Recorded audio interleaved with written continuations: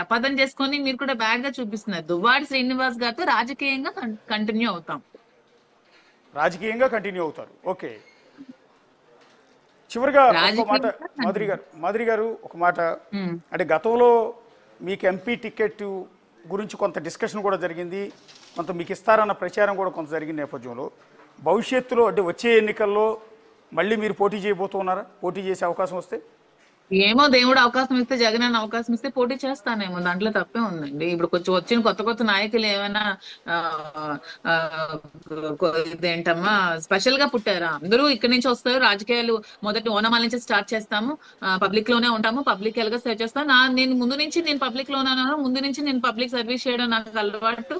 నేను అందులోనే ఉన్నాను కాబట్టి నాకు ఇంకా ఈజీ అవుతుంది. నేను జనాలకి ఎప్పుడు దగ్గరగా ఉంటాను కాబట్టి ఇంకా ఈజీ అవుతుంది.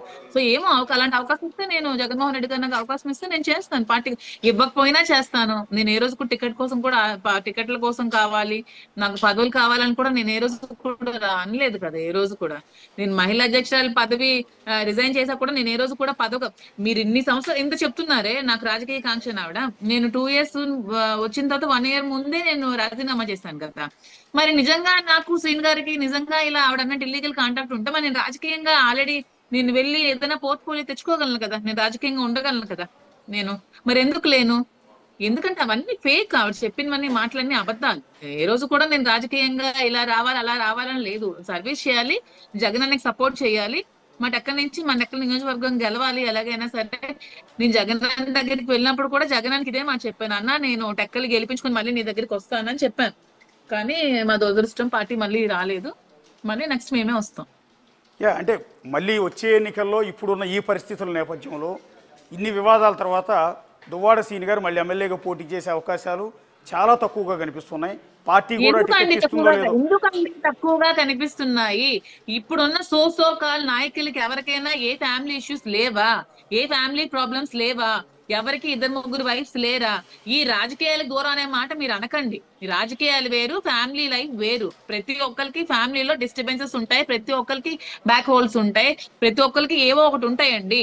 నేను మొన్నటి వరకు మన చంద్రబాబు నాయుడు గారు కూడా ఎన్నో కామెంట్స్ చేశారండి వాళ్ళ ఫ్యామిలీస్ కి, వాళ్ళ వైఫ్స్ కి అసెంబ్లీ సాక్షిగా.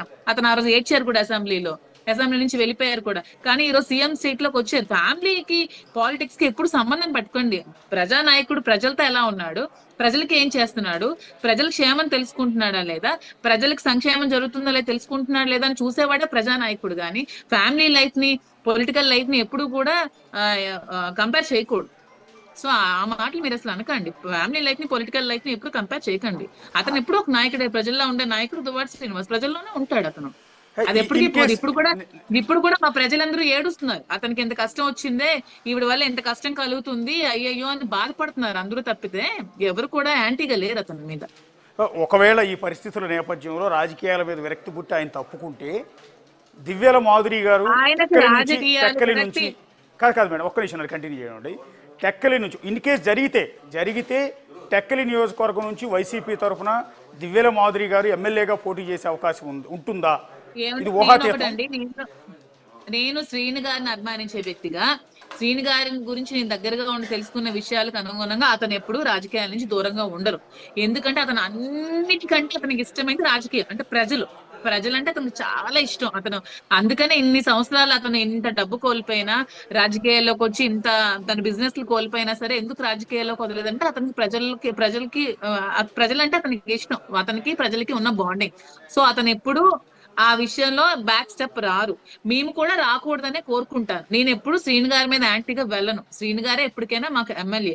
అది కాకుండా ఇంకేమైనా పోర్ట్ఫోలియో అయితే చేయడానికి నేను రెడీగా ఉంటాను. కానీ శ్రీని గారి మీద ఎప్పుడు యాంటీగా చేయడానికి కానీ, శ్రీని గారి మీద నేను ఇచ్చేయడానికి నేను ఎప్పుడు రెడీగా ఉండను. నాకు అది ఇష్టం ఉండదు కూడా.